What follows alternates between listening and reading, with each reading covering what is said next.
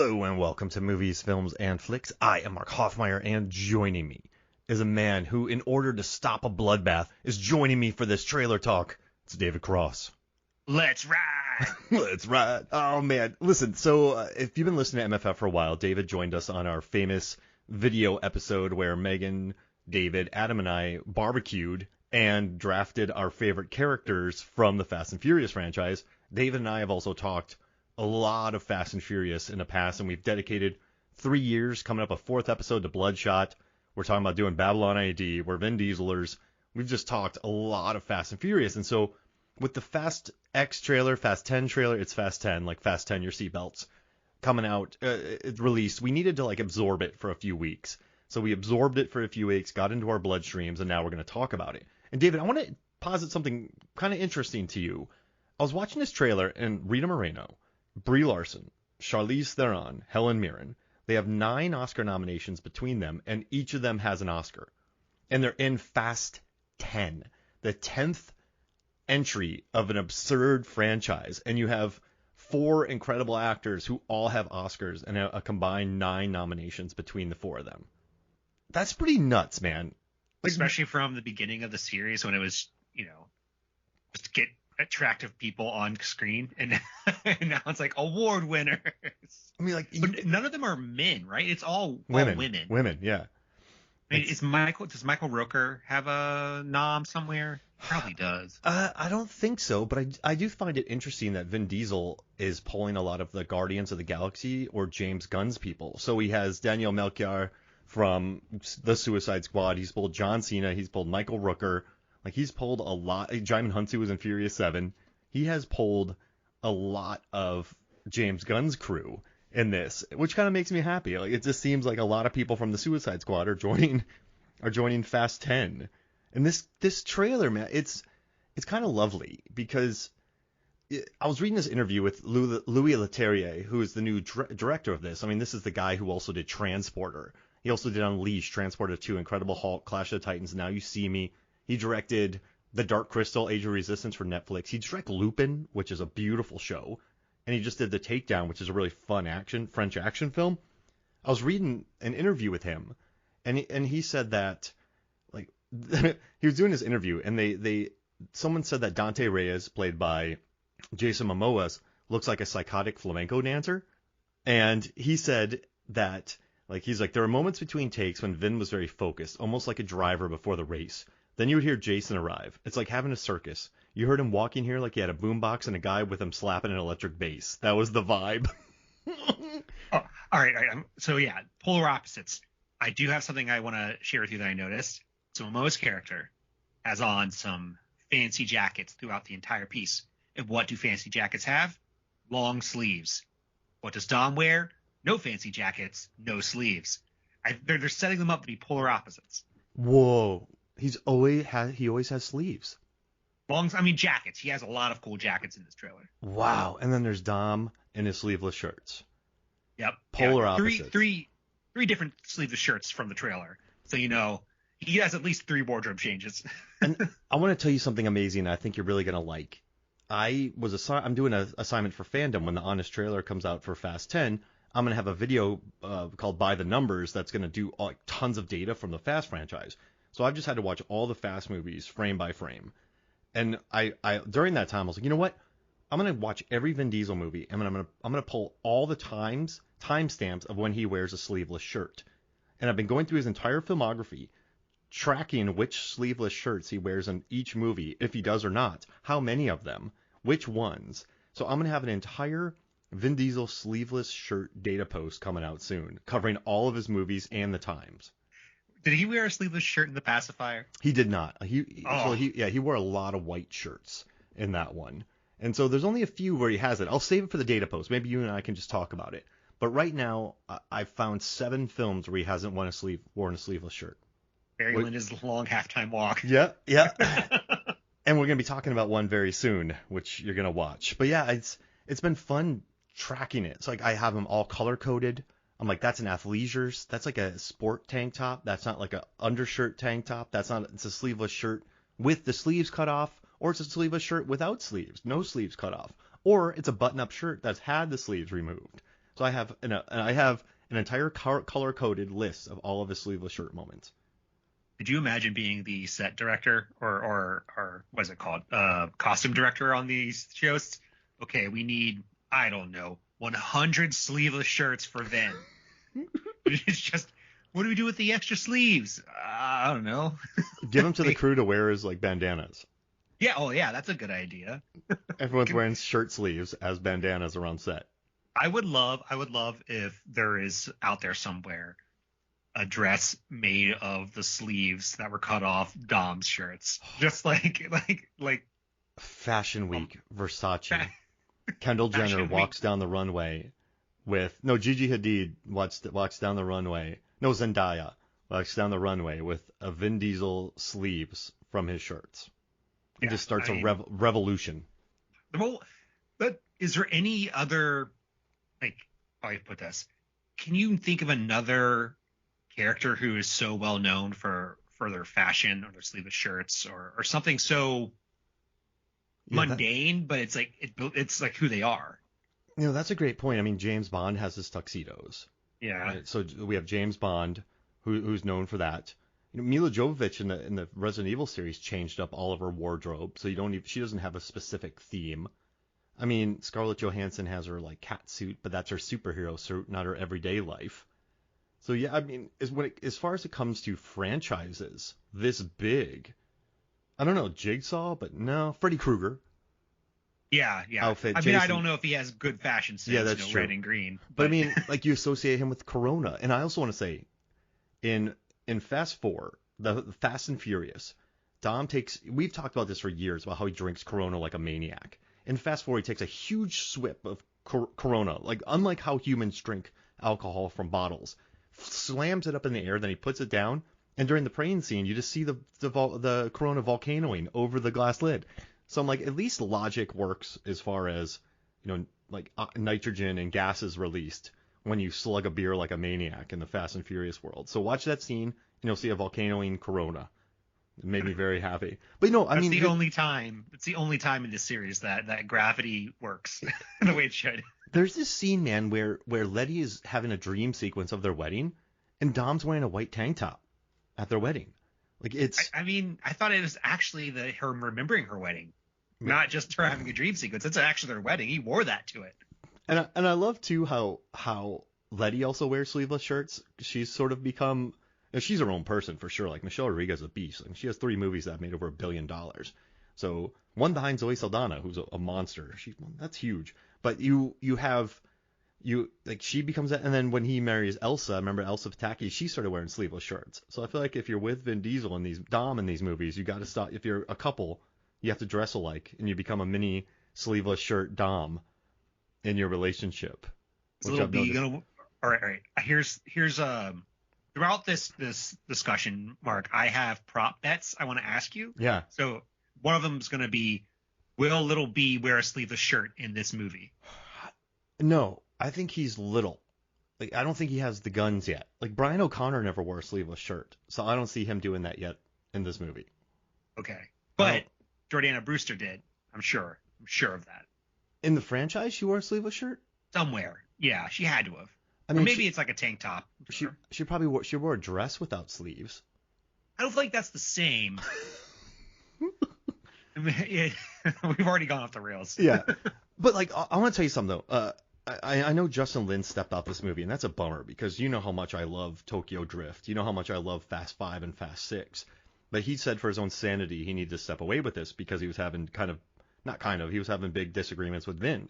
So in comes Louis Leterrier, who's worked, you know, Statham's back in this movie. They work together on Transporter. And the one thing I hope about Fast 9 is my least favorite, I still love them, but my least favorite entries in the Fast franchise are the Fast and the Furious 4, the Fate of the Furious, and F9. Those are my least favorite. So I'm hoping that 10 can rebound a little bit. Because I was watching 9 again, David, and there's this scene where Vin's like, oh, this huge vehicle's chasing me. I'm going to turn on magnets. And he starts pulling random cars from a wildly busy street that just smack up. Like, what if a baby's in one of those? Like, I know in this world, no one's in it, right? In these cars. We can, like, he knows that. He's just so sure of that. But he's willy-nilly killing people that could be innocent. And so that hurt my soul. And in Fate of the Furious, they killed Elena. They just kill her because they're like, oh crap, Letty's back. We need to get rid of the baby mama. So like take her out. So I hope that this one can, with the introduction of all the new characters, all the Oscar winners, actual racing again. Like I hope that it sort of brings back the 6 and 7 vibes, not the 8 and 9 vibes. That's what I'm hoping for. I agree with you. I think the series peaked at, it's like really 5, 6, and 7, and for me 5 is the best of the bunch. And I've been missing racing. Wanting to bring a little bit closer back to cars on the street, less guns, less super spy. Mm-hmm. So this is something I noticed in the trailer that I want to toss out there and get your opinion on. It has to be really hard to one up the previous films, right? They've already went to space. And there's a scene in this trailer where a metal marble comes rolling down a hill after Dom, which I think is amazing. Like I love it so much. Someone watched that Volcano Mountain commercial or played that Volcano Mountain game when you were 9? Do you remember this at all, Mark? I don't, but I love metal marble. I'm just stuck on that. Yeah, and one, it's a great thing. It's like, oh, Indiana Jones but cars, and then there's a scene a little bit later where Dom is driving through what amounts to like, I don't know, a wind tunnel.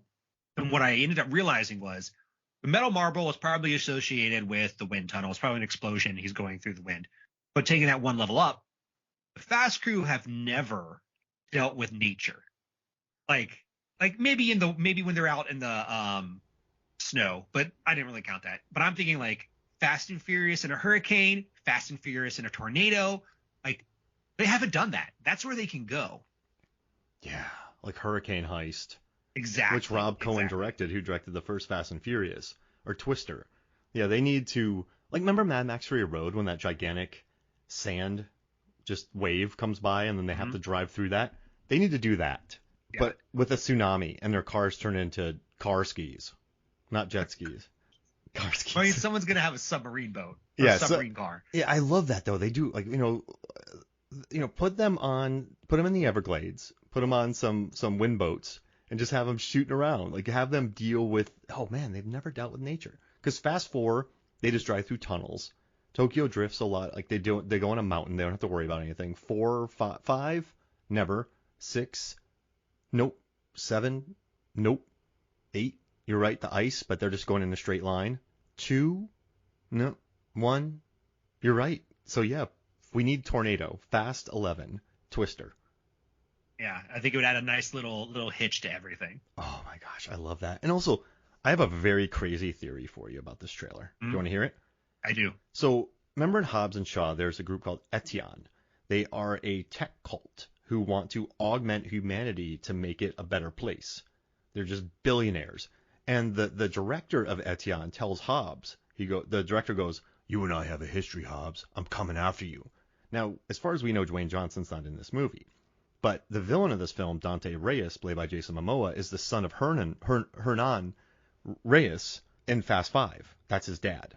So Hobbs is the one who kills Reyes in Fast 5. He just shoots him right in the chest, murders him. Now, Momoa's already in the water by this point because the safe hit him.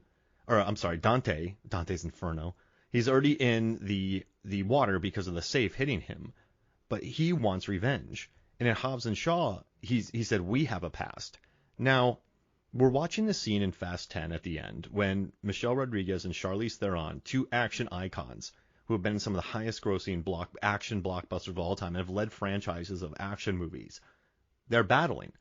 But when we first see them, they're strapped to gurneys. There's medical equipment everywhere. There's 3D printers everywhere. There's scanners. They're biometrics.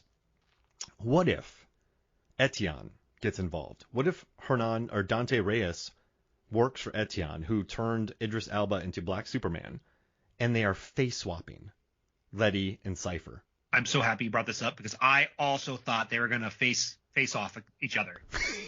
I saw that and I was like, oh my god, this is some type of face off situation. And I looked at it to make sure that they hadn't already been face offed, but Letty is using her right hand in the fight, which she is right-handed, and I've never seen Cypher type before, but when she does type, she goes right hand first, which makes me believe she's right-handed. So they're both seem to be who they are. And also Letty's throwing her patented knees in this fight. Like Letty's a knee throwing maniac.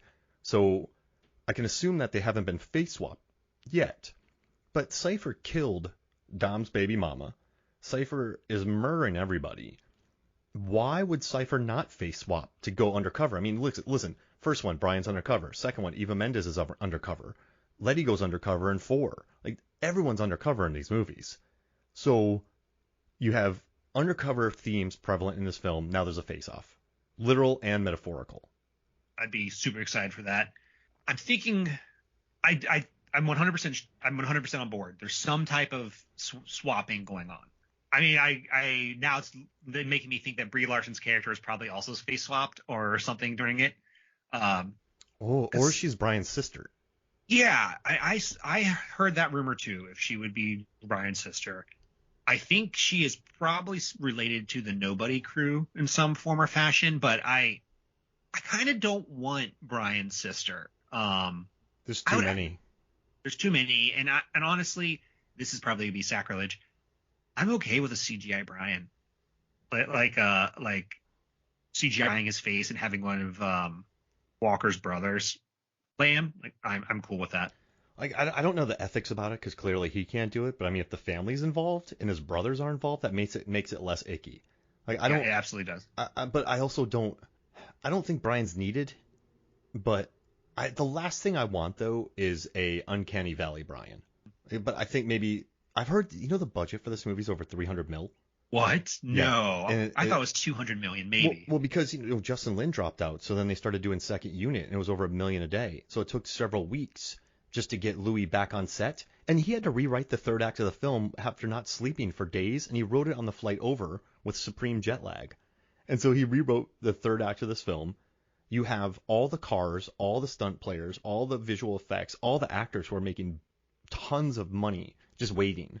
So I think between that delay and just the massive, they go all around the world for this. They have Dom standing up in front of the Coliseum, gladiators. Like, so it's easy that this could be I mean, Black Adam cost 250, 60 million. So it's easy to see why this would cost 300. But it's, I don't know what my point was. Where was I going? Where was I? This is a very expensive movie. The budget's high. Visual effects. Oh, so yeah, I mean, there's potential though that they can pull off a convincing Brian with the budget. But I don't, just give me like a background Brian, right? Just give me, I don't want him part of the crew. Cause there's so much people in this movie now. Yeah. It's like 12 people. You care about them all. You have returning Fast Five people. He's visiting Helen Mirren. He's dealing with Rita Moreno. Larson's in here. Theron's back in here. You got Momoa peacocking everywhere. You have the original crew. Letty. I like that Letty's adopted motorcycles since Fury. I like new Letty. After her brain injury, she became a motorcycle maniac, which makes me happy. But yeah, there's so many people in this movie. And the dude from, Reacher from Amazon is in it. Yeah. He's huge. Huge. It's so many people. So where does Brian fit in this? Well, the thing with me is, at the end of Fast 7, he drives off to do his own thing. But then they continue to tease him. So if he never showed up again, I'd be okay. But at the end of 8, you see his car pull up. 9. He pulls up for the barbecue.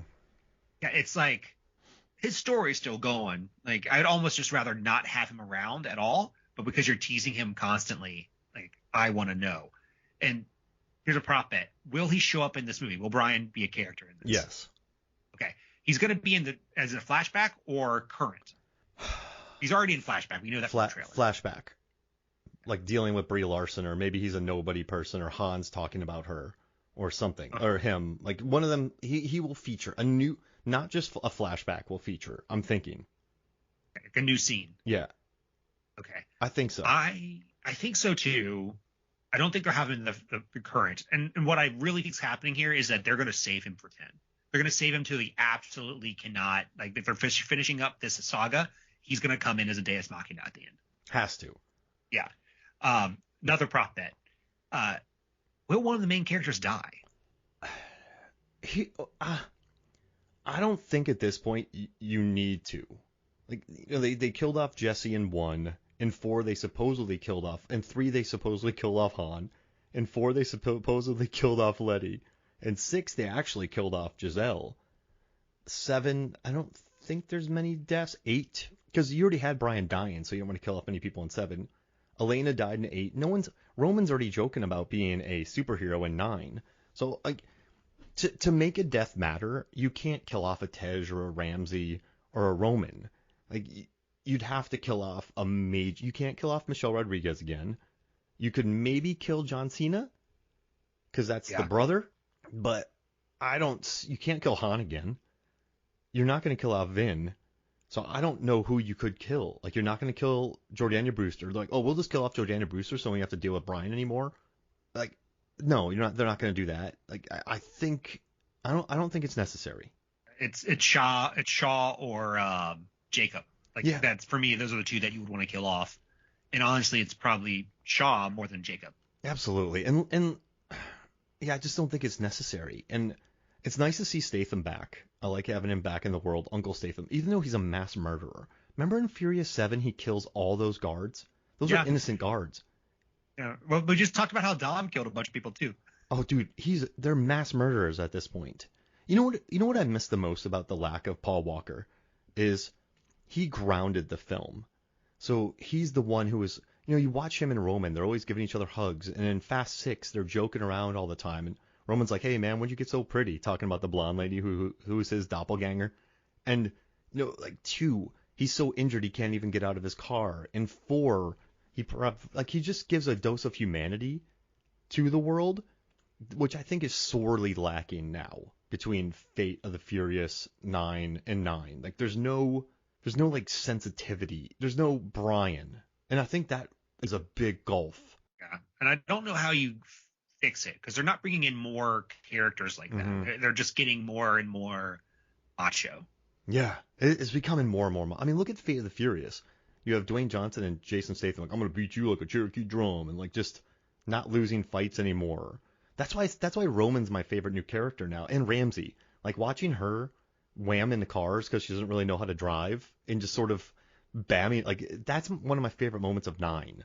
And then also just watching Roman go into space. So I was pulling the data for Fast 9, and when Tej and Roman hit space, and dude, Lucas Black from Tokyo Drift can now fly cargo airplanes.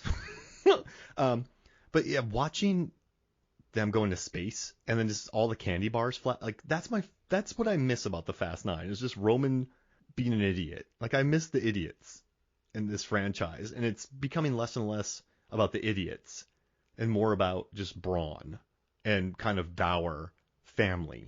Like, I don't want it to be Empire Strikes Back. I want it to be New Hope. Yeah, but unfortunately, I don't think you're going to get that, no. Eric. Yeah. Because if you think of like story structure, you have to have you're right. the downward spiral, right? Before you can climb out. And so I'm pretty sure someone's going to die in this movie. At the very least, I think they're going to fail. So like they might be trying to save Rome, and that thing that explodes is destroying Rome. They just lose.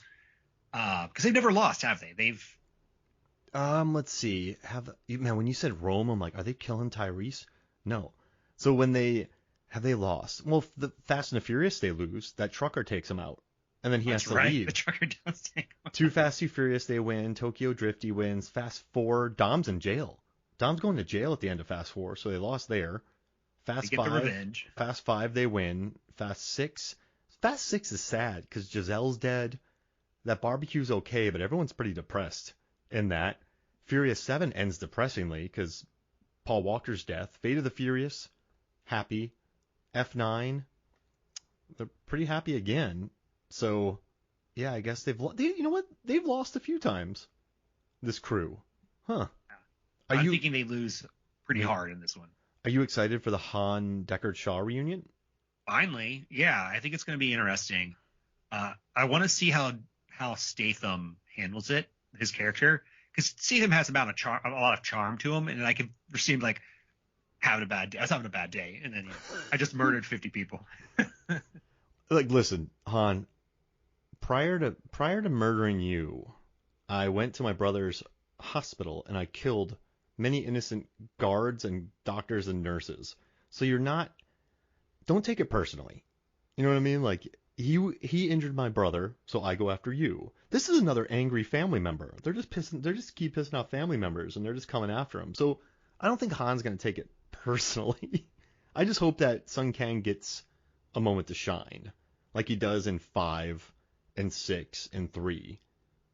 I hope he can kind of, yeah. I just hope he gets a moment to shine in this one. It looks like it because it looks like he's going to be driving at some point through Rome, doing whatever his sliding thing is. Being chased by the metal marble. The metal marble, yeah. And like this guy, he's coming after him, right? He's like, you have a beautiful life, you have a beautiful family. I'm gonna take that from you because you took it from me. Now let's kind of explore that because in Fast 5, Vince gets them a job. They get on the train. Mia and Brian and Dom realize that they've been kind of double-crossed and they were going to be killed for the cars. But I mean, they're working for a drug dealer. That's not really a double-cross when you work for a drug dealer. And so then they're like, okay, well, this guy, Vince is the one who set us up for this, but we're going to go and take all of Reyes's money because this job went sour. A drug dealer, one of the biggest cartel drug dealers on the planet, it didn't live up to his word, so now we're going to go get revenge on him. And so they get revenge on him. They take out Dante. So I guess Dante's rich, right? Dante comes from millions of... Yeah, he has a lot of money. Plenty of money and resources. We also know that Dante, in 6, Luke, what's the other? Owen Shaw was recruited by Cypher. We know that Braga was recruited by Cypher. So he could have been out in the middle of nowhere and Cypher recruits him. And then he becomes that, just training for this day. So he's been lurking around. But it's fair though. Like you and I, David, we're Paul and David Smith, and our dad was the biggest drug dealer in the United States. Someone kills him. We're going to want revenge on them. So absolutely. You can't be mad at Dante in this movie in a twisted way because he's like, you killed everybody who loved me and you didn't even have to do it. You just did it. So now I want you dead. So it's kind of interesting, this villain we have now who is, you get why he's pissed off. And he's sort of the inverse of the crew, right? Yeah. We can't forget for a lot of these films, they were bad guys too. They had a code, but they were literally villains, like stealing and doing whatever. They were thieves before they were anything. Yeah. Oh. Do you think Momoa is going to turn good? Oh, I hope not. I really hope not. There's just too many characters. I want him to stay bad. I would love if he survived this movie and was in the next one, so there's just a continuity for the 2 final. No, I really don't. I really don't think he's going to. Do you think Mr. Nobody's going to be the villain? I think Mr. Nobody's going to be dead, honestly. Got it. Because there's a theory about Mr. Nobody being the ultimate villain. But I don't see that. That'd be weird. Yeah. Oh, well, right? Yeah, like he worked with Cypher. Like, come on. Just let Cypher, Cypher got a nuclear submarine and was threatening nuclear war. Like, they're pretty powerful. You don't need a shadowy government agency now. And you have Etienne floating around. And Shaw is back, so they tie the world together. It's all there. You don't need more, I guess. And yeah, I hope he doesn't turn either, because then that's like too much alpha. And it pushes Tej, it pushes Roman out of the way. Yeah. We're already in danger of that now. Yeah. I mean, the digression of Roman's character has been so severe that you just feel for the guy, because him and Brian were like best buds and they had good moments together. But now he's just there for humor. Which is face. Yeah. They're talking about his forehead and like one of my favorite lines where he's like, I can smell baby oil. Why do I smell that? And then Dwayne Johnson comes walking into the room. That makes me really happy. And Furious 6. But all right, so what are you hoping to get out of this movie? Like what are you hoping to get out of Fast 9? Or Fast 10, I'm sorry. Your seatbelt. That's a hard question. I mean, for me, I want to return to racing, which I think we get. Mm-hmm. I kind of want to scale back the Marvelification of this series a little bit, because how many times have they saved the world in a row? It's like 5, 6, 7. I just need to pull it back. The stakes are not as high because you can't. If you're saving the world every single time, the stakes get boring. But it's always about the same things. I want just a ton of dumb stunts that make no sense, that follow the rule of cool, and Dom leading it. like that's it. And from the trailer, I'm telling you, I've seen a bunch. Like I was actually like, are they showing too much? But I trust them because they've done this before. I thought the same thing in number 9 and number 8, and they have new stuff every time. Absolutely.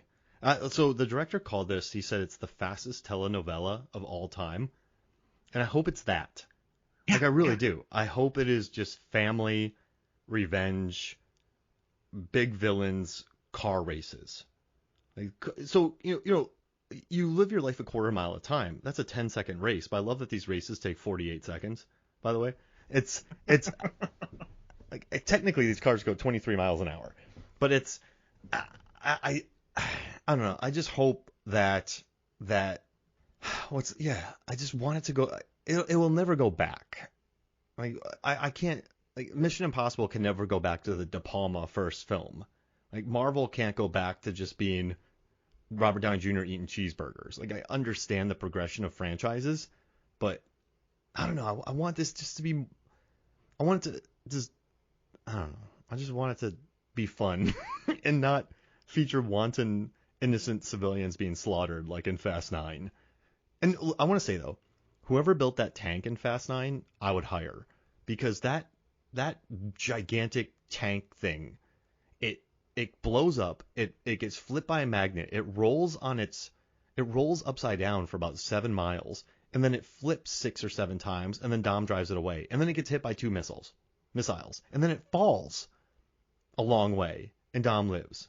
So whoever built that, props, because that's a wonderful vehicle. Do you think Elle from Fast 9 is going to be back? Do you remember her? Who is she again? She was the one that so Han was targeted to do a job for Mr. Nobody. Yeah. And then he saved Elle in the process. Do you think that she'll be back in a major role? Because she had a pretty big role in the other one. I don't think so. I feel like they are working overtime to do a spin-off so they can do another movie with Michelle Rodriguez leading it. Oh, or at least involved. Oh, I love it. We should do a podcast just on Michelle Rodriguez. I love her. Bro, like Widows, Resident Evil, Avatar, Dungeons and Dragons. She's a beast. Yeah, she's a beast. She's great. It bums me out that more people aren't like, hey, that she, like she has 3 movies that made over $1 billion. Yeah, she's really good. People don't give her enough credit. It's annoying. So I don't see Elle in the cast. So I just don't think like so I feel kind of bad. Like I feel like she was sort of brought in and we're never gonna look back on that. I mean, she might show up in like a scene, but again, like if they brought her in to set the character up for a sequel or a spinoff with a lady heist crew, I mean, I'm telling you, that would be pretty awesome. Michelle Rodriguez led heist crew with Cypher, Elle, and Jordana Brewster from like Hobbs and Shaw. Oh yeah, I would. And being led, Queenie would be leading it. Hattie from Hobbs and Shaw comes back. Yeah. That'd be awesome. That sounds great. I love all that cast too. Jeez Louise. But listen, I think this trailer, I think it's a lot of fun. It knows what it is. I guess at this point, I know I've had some complaints and worries about it, but all it has to do is make sense. And I think Louis Leterrier is good at that. Like Clash of the Titans made sense. And listen, I know that's a weird thing for me to say, but this is the 10th film in a franchise that has a $300 million budget that lost its director in the first few weeks, and it expanded its cast. So when I say I just want it to make sense, that's a tall order, David. Like I don't know if it's going to. I'm not looking for Aliens. I'm not looking for Mad Max Fury Road. I'm looking for Fast 10 to just make sense and be fun. That's it. Or while we're still talking about this, I wanted to go through my favorite moments of the trailer. Oh yes, let's do it. All right. I have 4. And do you have yours? You want to go back and forth? Roll through your 4, then I'll roll through my 4. Okay, I'm gonna actually go from 4 to 1. So 4, Dom destroying helicopters with his car. Like, does that make sense? Absolutely not. That would never work. But I love that it brings back the carpoons, which are an element that have stayed with the entire Yeah. franchise. I love it. I love that every movie has a carpoon in it. A Um, NOS powered harpoon. yep.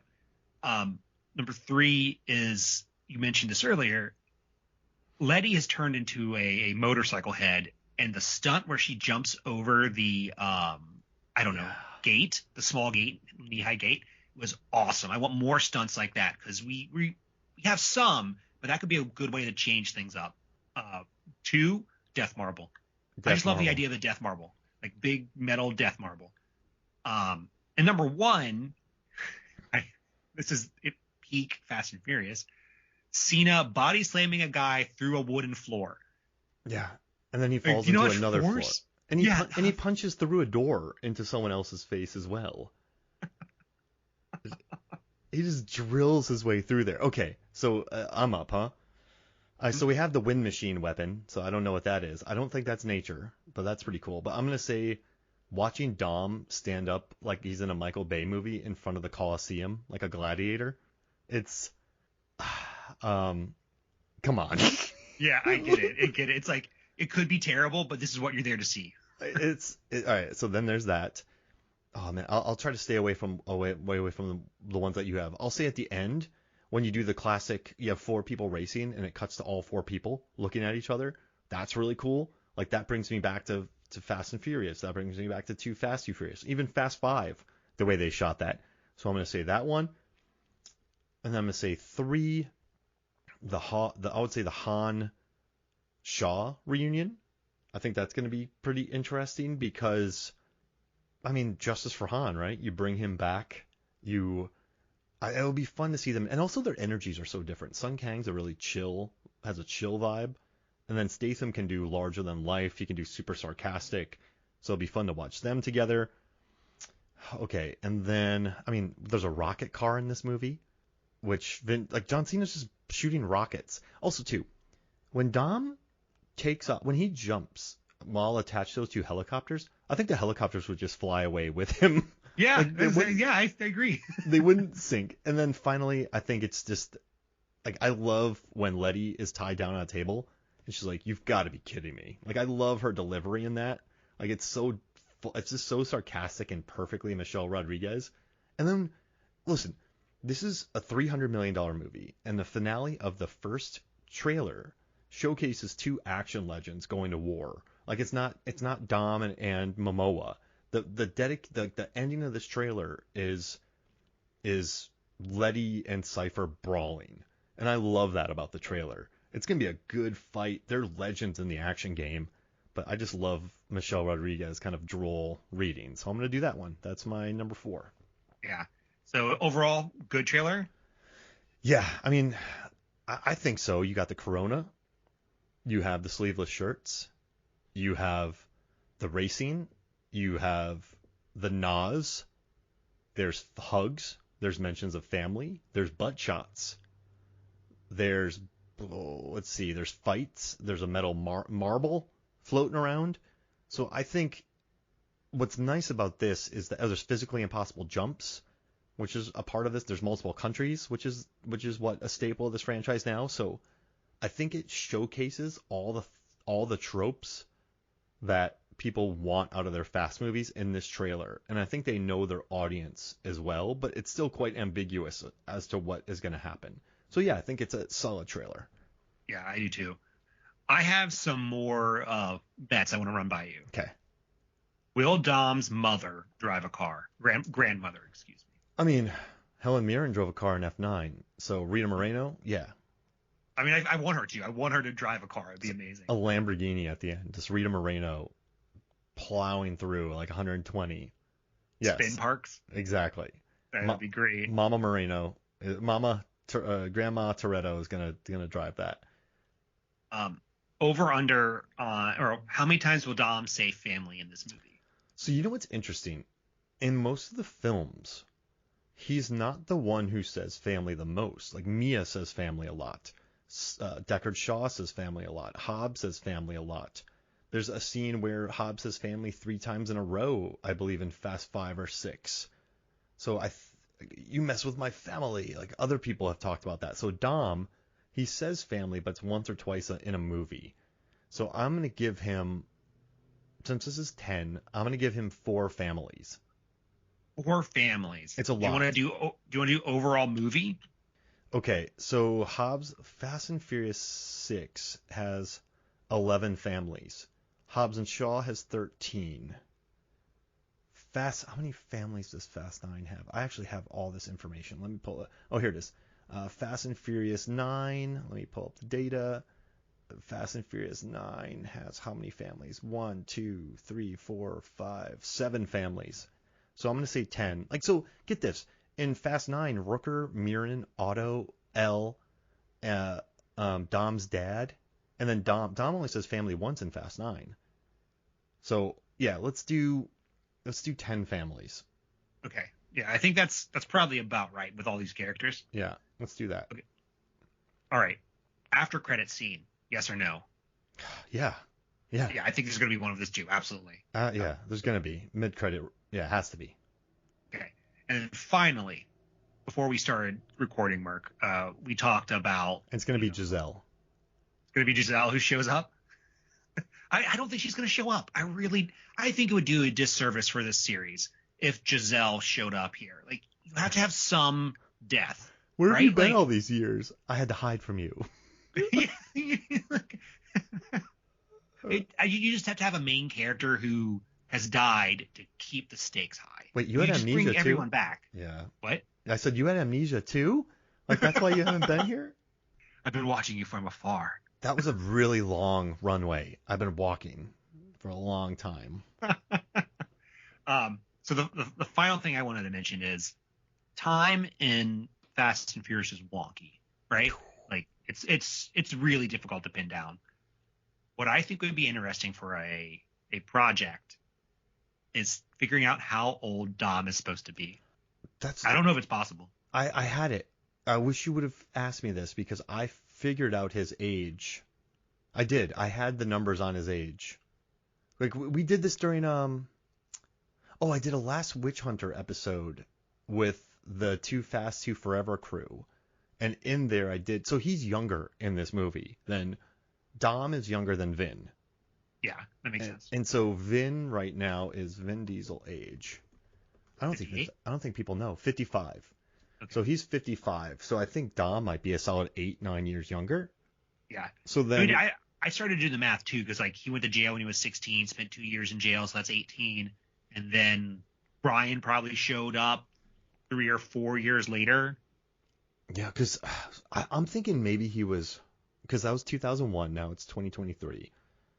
He had to have been maybe 25-ish, give or take a couple of years in that scene. Yeah, I think so too. Yeah, I think so now he's in his late 40s. Well, you got me, Mark. I thought we were going to get a good episode on his age, and Mr. Data has all this good stuff. Do you have any data you want to share with your listeners that you haven't already? Well, I don't want to give away everything. I do have the sleeveless shirt data coming out. I'm going to have a video for the Honest trailer coming out, so I don't want to give away that data. But yeah, I'm working on. I've also figured out that Fast 6 is still the most Fast and Furious of all the Fast and Furious movies. That's still a great piece. And love it. I mean, I guess I could update it, but I don't think F8 or F9 even really come close because they're really not about racing. They're just more about chaos and explosions. So yeah, Fast 6 is still that, but I don't want to give away my data. I know that's bad. And I'm wondering if like you can pitch any other ones you've done. I think you just finished them. Oh, well, I wrote about the Corona one, but Corona only gets consumed when people are in California. That's the only time you ever see Corona. But no, I got good data. I don't want to share it yet, but I will. You and I, how about this? When I release the data, you and I will do an episode about it. Awesome. All right. How many calories does Roman eat in each movie? I would love, because you know how many candy bars he had in space? Yeah, a lot. Right. So before we get out of here, I just want to do something real quick. You are going on a Bloodshot style mission where you're all superheroes and you get to drive around in an Airstream in a nice van and you get to pick 4 Fast and Furious characters it's you and 4 Fast and Furious characters to go drive around the country and stop crime. Which ones are you going to pick? I think this is going to be counterintuitive, We're gonna go back and forth or just We'll go back and forth. okay. Yeah, I'm picking Jason Statham number one. He's a super spy. Yeah. Like he so like that fight in Seven when they fought each other. Dom didn't really win. He took advantage of the parking lot. Yeah. So Dom's a better driver for sure. But I'm fairly certain that in rematches, Shaw would beat him. He has resources everywhere. He has secret identities everywhere. That's a perfect pick. I'm going to keep with the Bloodshot theme, and I'm going to pick Madam M because it's Eiza Gonzalez. But she gets, in Hobbs and Shaw, she gets them a jet. Just a jet. In like 3 hours. And tons of machine guns. Has a whole crew. So that's my first pick. She's going to be, because she seems like she could get anything. It was either her or Kevin Hart, because he got them a cargo airplane in 3 hours. Like, they're very resourceful human beings. So I'm going to do that. I'm going to take Madam M. Yeah. Who's your second? This is so hard. Ramsey. You need a person behind the chair. Oh, yeah. So she's the one who's doing the hacking. Shaw is going to be the muscle. All right. Whoa. All right. Well, you know what? I'm going to take Ramsey too, because you need the computer person. Yeah. The question is it Ramsey or is it Tej? And it's Ramsey because Tej is more like an engineer. Exactly. All right. So I'm going to take Ramsey as well. So that's mine. That's a good one. Who's your third? All right. So as I'm putting my crew together, I think you need a driver. And in this world, it's either Dom or Brian. They go back and forth. Man, we've never had a discussion on who we think's a better driver. Brian. Yeah, it is Brian. That's who I think too, easily. Brian won the race in Furious 6. He's in in the beginning and remember in Furious 6 when his car got hit with that electronic thing and he remembered it from the second one? So he spins his car, knocks off the thing, and then he keeps driving. Like, he is Dom's muscle. Dom's straight ahead. I think Brian and Letty are probably the better drivers. Yeah, I think so too. Dom has a muscle car. Yeah. I'm gonna take Brian. Yeah, number 3. So I'm gonna take Han because he's super chill, bro. He's just chill, and he's a good driver. And he'll just be in the back munching, hanging out. Like, you're never gonna argue about music with Han. Han's just cool, and he'll have good wisdom for you. So I'm gonna take Han. Who's your fourth? Hard one. So I have muscle, car, smarts. Yep. And now I need the infiltrator. Person who I built a thieving team by accident, by the way. And that's Roman. It has to be Roman. You send Roman in.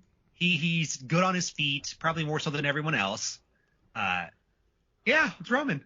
Remember in 5 when he drops off the box and he just annoys the guy, and then in 7 he brings up that lady for happy birthday in the most awkward moment in the entire franchise when he's just like making everybody uncomfortable. Oh gosh, that's so good. Okay, so I have I need a fighter. I need a tank. So let's see who's left. So in F9 we have that. Let's see. I'm gonna take Roman too because he's invincible. Yeah. He had 14 bullets in his jacket in F9. He survived space, and he can drive and he can fight. Yeah. He's not like great. He's a good driver, but he's not like top tier in anything. But he's a jack of all trades. Exactly. And except for his charisma. His charisma's really high. He might be a little annoying in the car, but he's just cool. He'll be munching. Him and Han are always eating, so they're happy. Yeah, that's my crew. That's it. Is it odd that neither of us picked Dom? No, Dom's a bore. He is, man. Yeah. Dom in Fast 5 and Fast and the Furious, he had a lot. Like, if this was first Fast and Furious, Dom would be cool because he would be like a neat mentor. Remember how cool of a mentor he was in that? Like, he was the Swayze, but he's not that anymore. So I don't want that. I get that. And then I realized I didn't pick Michelle Rodriguez. I love her. She could, I guess, take the Brian spot too, but her character is too aggressive. Like, you're going to need someone who's a little bit more suave if you're going all around the world. She's not a team player either. She wouldn't want to be in a caravan with us all the time. She'd be driving behind on our bike. Yeah, exactly. Now, one of these people has to be the superpowered one, so you get to pick. Oh, so one of them gets a superpower. I mean, their superpower is cars. So. oh, we're the superpowered ones. That's why we're in it. Or this, so wait, just so I understand, we have to give them superpowers, or I get one of them gets a superpower. No, let's stick with us with the superpowers, because then there's no reason for us to be there. Oh, got it. We're on the team too. All right. I'm stumped because I never think about like what superpower I want. Well, we just have the nanobots. We're Bloodshots. Okay, we're Bloodshots. Got it. Okay. Yeah. I'll take that. Now I understand what's going on. I was just like, I'll put a crew together. But I'm really happy we picked Ramsey though, because she could probably hack into like our system and fix the nanobots. Yeah, Ramsey is 100% underrated. Will she drive a car fast in this next movie? Yeah, I think she's gotten better at driving now. I still want that gag to continue. Yeah. You know, like she's just not good at it. I've really learned that the human moments are my favorite. In the like when characters are not when Dom forgets about a bullet or Hobbs sweats a lot and busts through walls. My favorites are just Rowan eating candy bars, can't find change, like the car, like that's my favorite stuff. So I love it. Yeah. Actually, Hattie would be a pretty. I don't know if Hattie would put up with us. Hattie seems like Shaw. I don't know. Traveling with the Shaw would be interesting. Would Deckard let you listen to in a station you wanted? No. No. He would butt heads with everyone, right? Him and Roman in a car together. Yeah, that's comedy gold. Yeah, you're right. That'd be amazing. All right. Well, hey, David, this, it's a 3-minute thing. We ended up talking for about 50 minutes, so we can find so much gold in the Fast world, and that's why I brought you in for this. This was lovely. This is great. Are you going to cover Fast 10 with one of your crew? Not necessarily me. I'm just curious. Oh yeah, absolutely. I mean, if you want in, you can have it. Yeah, depending on my time, yeah, totally, absolutely. Okay, so you'll be first pick, and then if you can't, there's plenty of other, like Megan could just jump on with me any day. She's watched all these, so this was great, man. Well, thank you so much. Where can people find you? Well, you can find me on Instagram at awardwinners.com. You can find me on Twitter at It's Me David Cross. I am the co-host of the Award Winners podcast. We watch Oscar-winning best movies, and we pair it with a hot dog.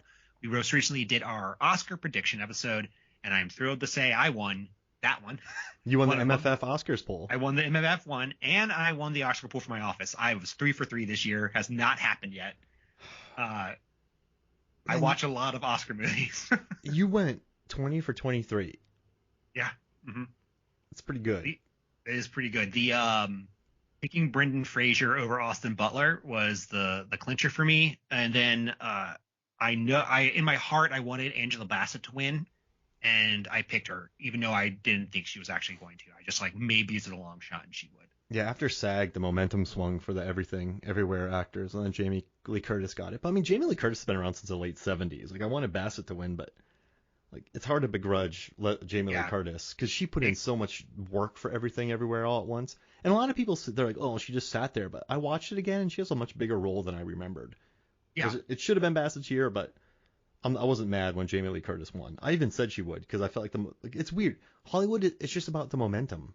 It's an odd thing. And that's what makes Everything Everywhere All at Once so interesting, because it released in March, February in 2022, and just kept going. I think it just appealed to so many different people. I think the younger generation kept it going. A24 was really savvy with its marketing. Did a good job. I'm not going to buy a $40 pet rock though.